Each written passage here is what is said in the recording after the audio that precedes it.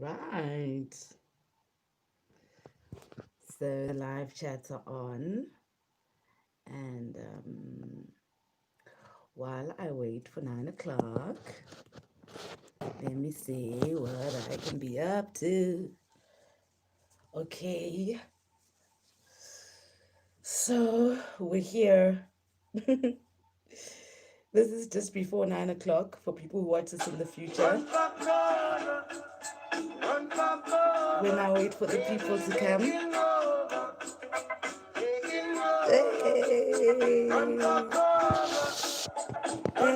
Hey. When God created man on earth, Yeah.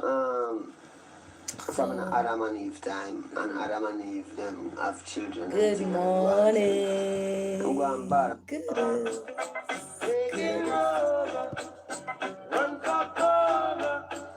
And I usually like to burn in pepper at When this God created point. man on earth, Good morning, guys. How's it? Just need to get my pepper because we're black. We are black. We are black. We're the generation that is going to bring back blackness and remind us who we are, right? Because clearly there is a confusion going on. So welcome to Live at 9 with NTSIKS. Kamalam, Gununtikelelo, Mazwai. It's always a freaking pleasure to be with you guys because you're like so interesting. And please remember, you are welcome to comment and to engage and to disagree. This is a space where you can disagree because I always disagree with you guys. So you are most welcome to always disagree with me. Let's just be respectful with each other because you know what? We were all created differently and unique. So there's actually no pressure for all of us to be the same. So I'm cool, you're cool, be yourselves. I'm gonna be me. Okay, cool. So let's talk about this thing of alcohol in the black community. First of all, I want to say to you, I would like to ask you, why do you think that cigarettes are not allowed to be advertised overtly? Why do you think that? So, in the same line, if we know that alcohol is a social ill that's even worse than cigarettes, a social ill that's leading to gender based violence, leading to people fighting. I mean, you remember, we saw it for ourselves. We can't even pretend like we didn't see. During lockdown, when alcohol was not available, there were no uh, car accidents. Ooh, this kind of cancels my point about gender based violence. But, anyways, there were no car accidents and don, which means that there's something about alcohol that is negative that millions and millions of other black people in our time have known that you okay not it's because I went millions ago we used to be a little bit pure, more pure with what we drink. So the kind of alcohol we drink now would not have been the same as back then. That one back then would have been a lot healthier. Right now we know we're poisoning our systems, and we know that it's a negative thing. Whichever way we want to look at it, it's actually just not a cool thing, right? But because we're human and it's okay, we want to have fun and life is so boring and everything is so heavy, we do drink, we drink. But can we not act like being drinkers is like something positive, right? I was trying to make this point that yes, we are all different types of people. We have different positives and negatives. But can we not get to a point where we have normalized negative things? So, what is it about alcohol that it makes it okay for us to overtly advertise that cigarettes are not allowed to be overtly advertised like that? So, can you see already there's a bit of a sickness that's happening already, right? And then, second of all, when we read about apartheid and what the system did to black people. We know that it was engineered that there are shebeens in every corner so that we keep the black people drunk. I mean, that's why when you look at other communities, it's not the same, guys. We're the only race and the only community that has got shebeens in every corner. And that has been orchestrated. And we need to acknowledge it. And we need to acknowledge what are perhaps the effects that this has happened, that is happening to us, you know? Because if you know that, let's say there was a gym in every corner, right? Like an outdoor gym in every corner. Wouldn't the people naturally be more active and their bodies would look nicer? I get, because there's a gym in every corner, so it's been normalized that we exercise. So we would have a people who are healthy and right. So now replace that gym in every corner with a shebeen in every corner.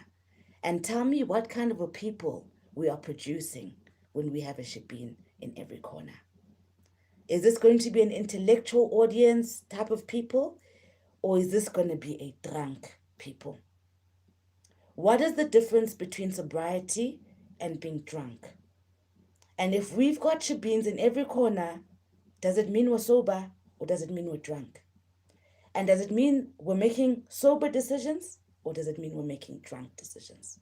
So these are the things I just want to I want us to understand, because we take it for granted what we put in our environment. And Gandhi, what you put in your environment, the seed, the environment in which you put your seed is going to produce the kind of flower, right?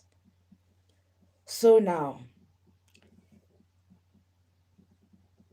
in our entertainment industry, the in thing to do right now is to have an alcohol. This means that the personalities in our society who have got the most exposure, the most media exposure, the personalities we see on radio, on TV, in social media, those personalities are normalizing drinking for the black nation. It's becoming, shampalumpo. It's like, it's cool, right? So what's actually happening? What's happening in addition to a shebeen in every township? You've got your role models, the ones where you've said, this is black excellence, this is what we live up to be like. So now you've got a people who are, you guys were fighting with watermelon and what's the other flavor? Basically, AKN and Casper. You guys were like grooving on the competition with vodka and showing off about how much you're drinking. That's what it led to. That's what Casper and AKA did with their influence. They said, come over here, let's drink. Does that mean, oh, there we go, mango. So does that mean that you are sober? Does that mean you as a society are making sober decisions? I just want to know that. Then I want to go into like our different families, right? Guys, this is gonna be so like I'm being judgmental, ne? But I'm just going to lay it out as it is. Sometimes we speak of, oh, does this person come from a good family? Do they come from a good family? Is it a good family? We've heard that a lot, right? So what do you think a good family is?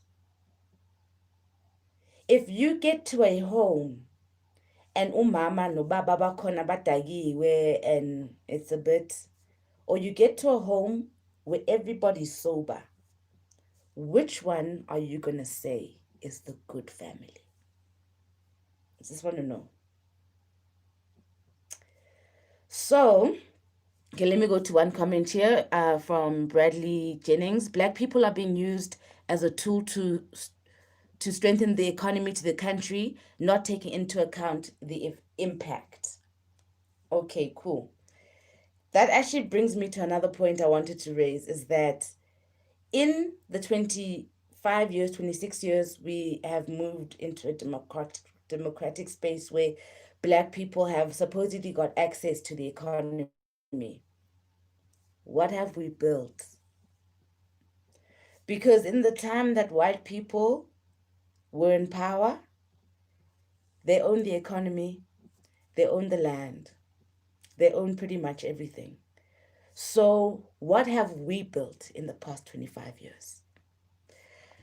Katlego Moletsane is saying drinking is considered entertainment in South Africa. People from other countries go water skiing, hiking, quad biking. We drink, get drunk, and talk about what we do when we are drunk.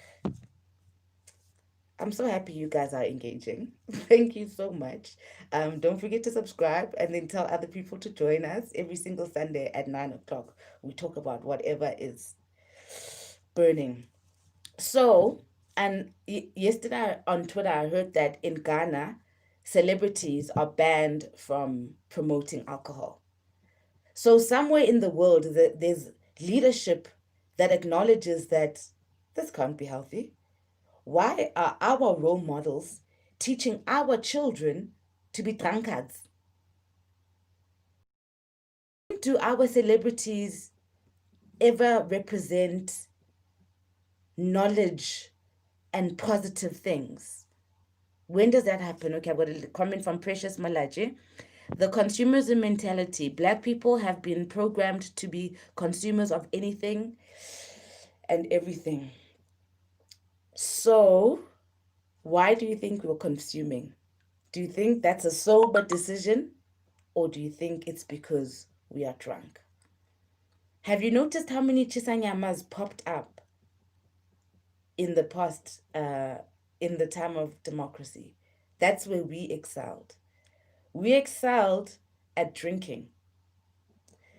Look at other role models, guys. How come we're not seeing Bo Gwyneth Paltrow, Bo Sandra Bullock, Bo Cameron Diaz behaving like our celebrities and selling booze and selling a negative lifestyle? I noticed that, we used to be quite conservative about a lot of things. But what happened is that we started going to white schools, ne? And I saw the change because I'm kind of in that bridge that came in with when the blacks started going to white schools.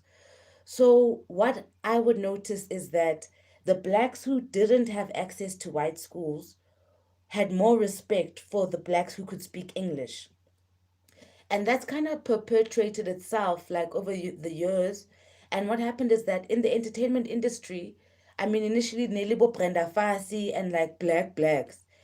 And then came this new era of like the cool kids and the swagger kids who could speak English, barole, and speak nice English on DSTV. And they also happen to be the ones doing cocaine and drugs and stuff. And because the blacks and the majority of the blacks who are not like that respect the small minority who are stupid and went to white schools and now think they're clever and know everything, they respect those idiots. So then this cocaine culture was normalized in our culture. And now if you just see over the past 5 to 10 years, the increase in drug usage in the black community, where we used to be like, oh, what, they're on cocaine? Now they're just like, okay, where the lines at? It's just normal. So this exposure to abelung exposure to blackness, yandotusa, because blacks have lost themselves and they're just like, oh, well, okay, let's check this out. But abelung are not doing that.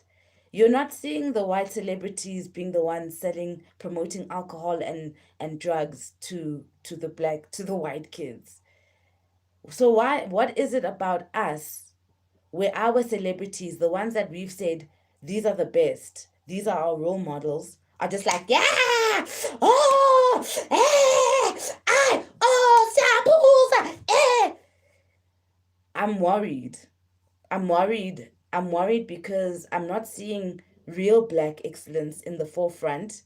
People who are like educated, who are building things, who own their actual own things. I'm not seeing those in the forefront. So I'm just concerned about us. I was just really concerned. Let me check out some comments. Okay, cool. So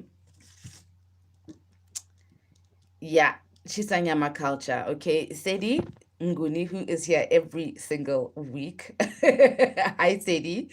I also feel as though this soft life narrative is getting to our heads as Black people. The narrative of soft life is alcohol related and never about business, empowerment, and employment. Totally.